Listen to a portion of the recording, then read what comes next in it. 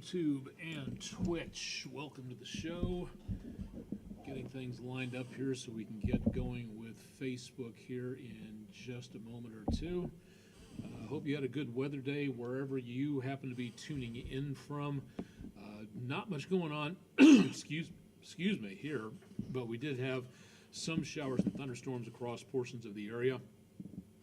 May have more as we get into the course of the next several days. So if you have any plans for outdoors, that is definitely going to be an issue. We'll talk more about that coming up here in just a few minutes. I've got some to talk about tonight. Shouldn't be too much, nothing really humid going on, but the tropics have really gotten active. We'll talk about that coming up here in just a second. So here we go. All right, it is Monday evening, the 10th of August, 2026. We're coming to you live from downtown Chattanooga, Tennessee. I'm Chief Meteorologist Austen Onek. Somewhere I'm going to have to count up. I'm pretty sure this is close to our 500th weather overtime that we've done since I've been at News 12. So kind of nice to have that little bit of anniversary going on. We have not much going on tonight. It's decently quiet, and into the next few days there are going to be some changes, but unfortunately that means that we are going to see changes on the temperatures going upwards. It is August, so you got to admit that's pretty well close to normal for this time of the year.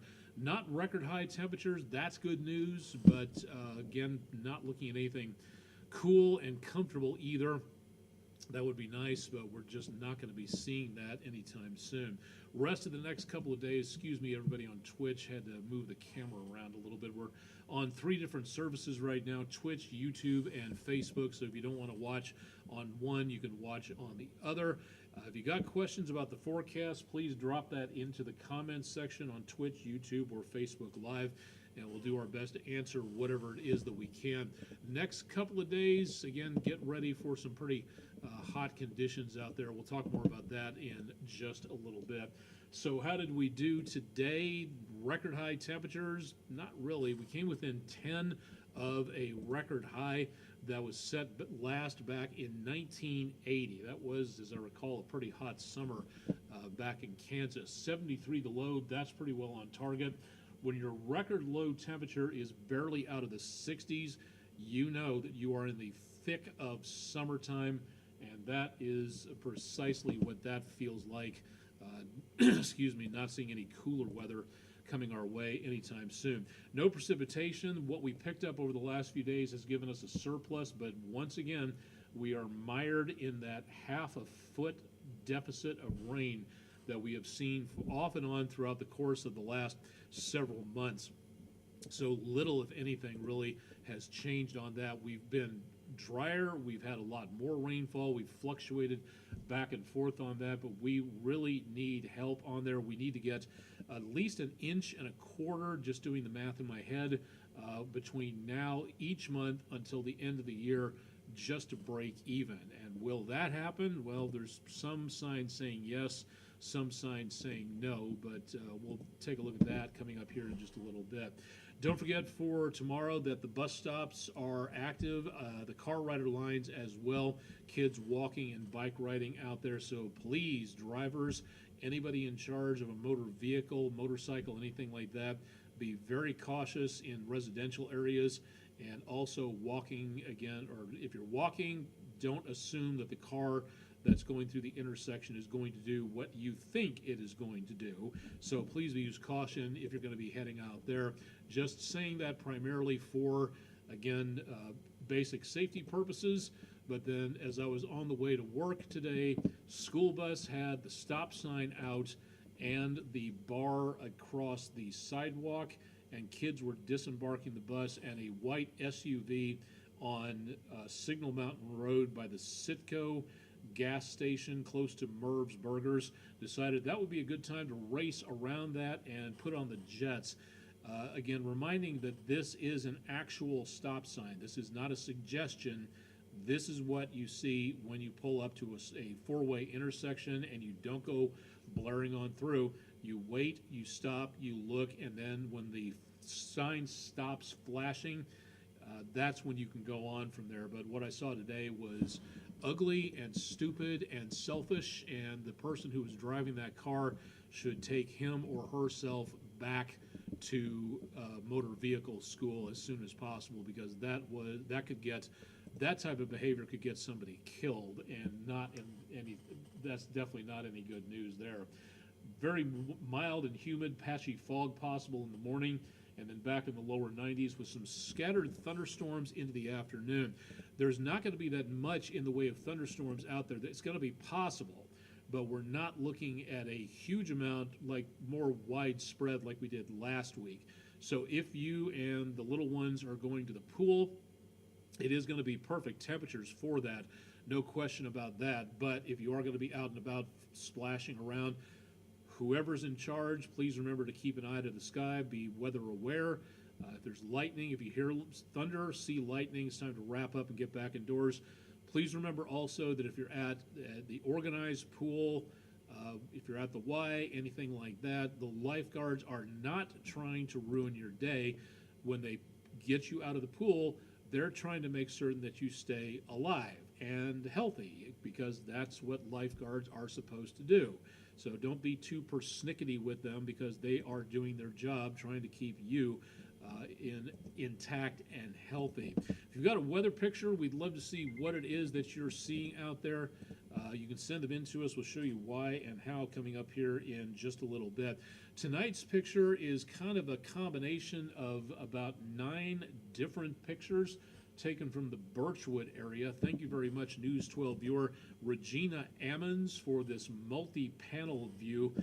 Thank you very much for sending that in and for organizing it. Very nice sort of triptych fashion there on that, but in a tenfold fashion.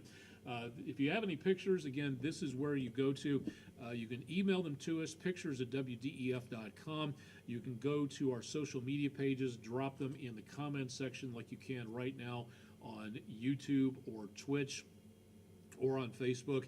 Please, please, please give us a description and a location if you're able to do so. That would really help folks like me out to tell everybody where you're taking pictures and what you're looking at. The easiest way to get this done is to go to our website, WDEF.com/photos. That will help to get your picture to us a lot quicker than email or social media, so please consider that. Outdoor activities tomorrow, again, be ready for the humidity, the heat, the sunshine out there. It is going to be very sultry. Heat index temperatures could be in the heat advisory territory, and that is anything that is over 105 degrees, and we're going to be pushing that throughout the rest of the week. So please be prepared for some pretty steamy conditions tomorrow and throughout the rest of the next few days. Taking a look downtown, we have little, if anything, going on here. The fog has not really settled in. You can look back toward Ruby Falls and the top of Lookout Mountain. Traffic on 27 moving along well. Lights of Finley Stadium, they finally turned those off, and over the roof of the public library. Not really too much going on at this point, so decently quiet into the downtown area. Numbers, not cool. 84 at the airport. Dew point temperatures, when you get into the 60s, that's humid to uncomfortable. When you get into the 70s on the dew point, that is pretty well downright oppressive, and that is what we are seeing at this time, with the potential, again, of some very uncomfortable weather in the course of the next couple of days. Now, looking back to the west, we do not have anything really from Canada or from these fires to the west of us into portions of, say, Montana, the Bitterroots, over into around portions of Idaho, Washington State, up into southwestern portions of Canada. We're not getting anything like that, at least directly. Now, we are seeing that in the darker gray, the VIIRS satellite system. Every single red dot on this screen is a brand new wildfire, dozens of them just for the time ending on Monday. But the thickest smoke from way out in the Pacific Northwest should be staying roughly north of I-40. Most of this is just basically nothing but local wildfire plumes just sort of built in here. So we will see some degraded air quality, minimally so. The worst potential, Nashville, Lexington, St. Louis, I-70 back up into the Great Lakes and all the way over to New England. That is where we're going to see the worst of the worst air quality. So anybody with lung ailments, if you're heading north of the Mid-South area, that is where you may see the worst conditions out there. Now, overall, we're not doing too bad on air quality in general. Allergy report, mold spores are high. Tree, grass, and weed pollen are at the low to moderate level. So says the Chattanooga Allergy Clinic. So we are picking up at least some in the way of mold spores. Now, overall, it's not bad with air quality. We're in the yellow moderate category, and overall, it's not bad. Ozone gas is up a little bit. Particle pollution due to smoke and wildfire soot, things like that, that's up a little bit there. But again, overall, not bad. Carbon monoxide's at 189. That is green or good because carbon monoxide is measured in parts per billion. So this is not much, fortunately. But there are still some pollutants out there. It's been relatively stable for the last couple of days. Radar is not showing much of anything anywhere, although we do have some thunderstorms trying to get going down around, say, Birmingham. I think we just caught a flash of lightning looking that direction on the webcam that we just saw from the EPB Fiber Optics Weather Cam network. So starting to see some flare-ups taking place south and east of Birmingham and back over around I-75 south of Atlanta. We are getting some activity there. Beyond that, the heaviest activity is down toward coastal Georgia and diminishing thunderstorms over Mississippi and the Alabama-Mississippi line. But beyond that, it is relatively quiet. Hopefully, again, it stays that way. It may not do so in a couple of different fashions. We'll talk about that coming up in just a little bit. In the meantime, again, we have no major systems on the way. We have nothing that is really affecting our area just yet. What we do have is two areas of high pressure. One over the Atlantic. This is called the Bermuda High, sticks around Bermuda, floats around the western Atlantic. Right now, it's anchored pretty well in place just off the east coast, which, again, that's normal for this time of the year. But circulation around this is doing a good job of helping to move moisture-rich air from the Caribbean, the Lesser Antilles, the Bahamas, the Gulf associated with this area of high pressure. Big conveyor belt of moisture-rich air sitting across the southeastern quarter of the United States. This area of high pressure is also picking up heat from off of Mexico and Texas and moving it up this direction. That's why you have that warm front sitting right there. Next couple of days will bring little, if any, change to the area when it comes to temperatures, again, because of that flow in the atmosphere shaping up there. The possibility of severe weather, we are not looking at anything going on for that. Now, tonight, north of us, say up around northeast Kentucky, Ohio, into portions of the mid-Atlantic states and the upper Midwest, maybe some severe weather taking place there. Now, tomorrow, that threat leans our direction a little bit, but as you can see, the closest it gets to us is roughly about the I-40, I-75 split west of Knoxville, a 1 out of 5 marginal threat of severe weather. Knoxville, Maryville, Morristown, that'll be the worst case scenario close to us. It gets a little bit more strong thunderstorms up around Morristown North, Johnson City, Kingsport, Bristol, in that area. That's where we could be looking at the worst conditions, and the worst of the worst of the worst will be well back up around Cincinnati, Columbus, Fort Wayne, Chicago, Indianapolis, all the way across the area here. This is a 3 out of 5 enhanced possibility of severe weather. So this, Keokuk, Iowa, all the way down to the Ohio River Valley, that's where we will see the worst potential of anything involving severe weather. So not for us, but some of those storms could be on the borderline strong to severe side of things. That's something we should watch into tomorrow as well. Low temperatures tonight, not low, not cool at all, back in the high 60s to the mid 70s. And if that's as far down as we're going, then we just bounce into the morning. Temperatures in the high 80s, the higher elevations will see the less amount of heat. Appalachians, Blue Ridge, high 80s to lower 90s. Same thing for the plateau. Same thing for parts of western Georgia, eastern Alabama. Could be some 80s there. Otherwise, 90s will rule, and these are just the air temperatures. Combine the air temperature with the humidity to get that feels like index, and like I said earlier, we may be looking at temperatures well over 105 degrees. Not seeing a quiet start to the week on the tropics. All of this was not here on Friday evening when we wrapped things up for the week. In the space of a few days, the Atlantic has come alive very quickly. It's not anything imminent, and it's not anything powerful or destructive, or in this case, deadly.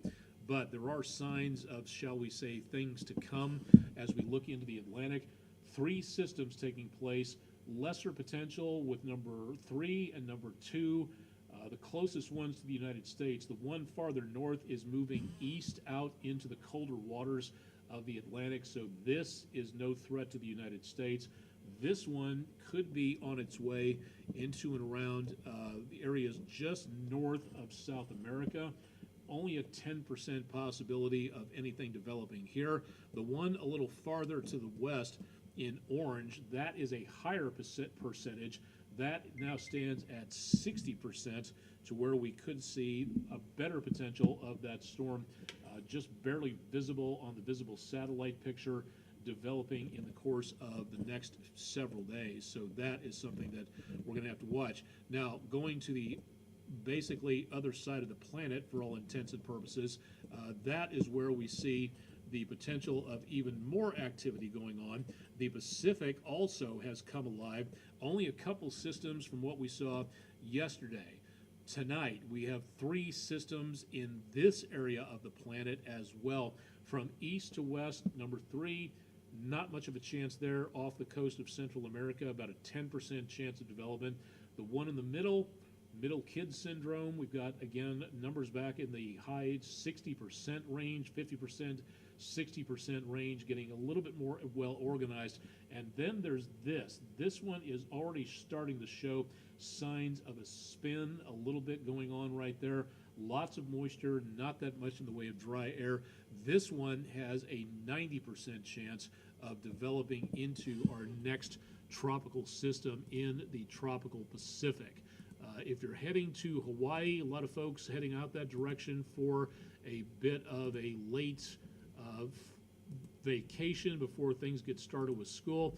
Okay, I take that back. This one, my data hasn't updated yet. This one has knocked off to basically nothing. Environmental conditions have become unfavorable. So for number 3, the National Hurricane Center is showing no further development of this system expected, so this drops to goose eggs. These 2, on the other hand, are still going, and this one just southeast of Hawaii, both has the best potential of developing into something, and is also on a trajectory that may take it very close to the Hawaiian Islands in, say, better part of a week or so, but it is still not organized enough. It's not strong enough. It's not organized enough to develop into anything that would have a designation or a name yet, which means it's just a collection of rain and thunderstorms and wind and clouds, and that's about it. So this is going to be the one to watch in the next couple of days. So if you're heading for Hawaii, that could be a bit of a vacation spoiler right there. It doesn't look like much, but again, it might change in the course of the next few days. Next couple of days, things seem to be working in our favor to watch the Perseid meteor shower. It's one of the biggest meteor showers of the year. It's expected to have an hourly rate of about 100. Technically, that doesn't seem too much per hour, but when you consider that's about, give or take, 1.5 meteors per minute, that's actually pretty brilliant. And some of these can be long train, very stretched out, powerful meteors. Some of them can have a train. I don't know if they'll have an audible report. It's possible, but we should be seeing some good weather for this. The moon is going to be new because on the day after this happens, Going into the 12th and afterwards, the moon is going to be passing in front of the sun. We're going to be seeing a total solar eclipse over parts of the world, not for here around Chattanooga. It's just not our turn to see anything like that. So we are seeing good news on that. And we're also looking at good conditions in the weather department where we may see a few clouds out there, but it shouldn't be all that bad. Now, if you would like to be with the experts who know about astronomy and have the cool telescopes and can teach you a lot about astronomy, the Barnard Astronomical Society will be holding a meteor shower watch party at McCoy Farm and Gardens on Signal Mountain, 1604 Taft Highway. That's Wednesday evening, the 12th, 8 o'clock p.m. to 11 o'clock p.m. They request that you get there as early as possible to get settled, to choose your spot so that you can have a good view, especially back toward the east-northeast, which is where the constellation of Perseus, the hero, will rise. That's just beneath the W of Cassiopeia. So that should be some good viewing, especially up on top of Signal Mountain with all the haze layer deeper down into the Tennessee Valley. If you'd like to know more, go to their website, barnardastronomy.com, for a great opportunity to learn more about what's going on in the local skies. And, of course, we'll bring you updates on that the farther we go along. For tonight and the rest of the next few days, it's going to be fairly quiet, again, with the interruption of a few thunderstorms possible and the occasional potential of some flash flooding. Not a lot, but it is still a potential problem. So please, please remember, turn around, don't drown. Find another way to get to where you're going. Driving into a water-covered roadway, when you don't know if the roadway is still there, that might be the last mistake you ever make. So that, again, is something to really consider on there. Thursday, happy Left-Handers Day to all the Southpaws out there. And Sunday is National Tell a Joke Day.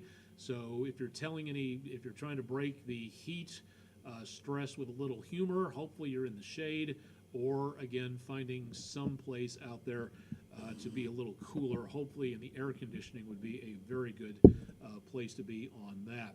It was your opportunity to pick your favorite HEP heating weather window picture of the day. We kept the poll up through the weekend, so you could vote on that. And the winner this time around, Jacqueline Glassford from Englewood, Tennessee. Picture of a cardinal checking himself out in the rearview mirror.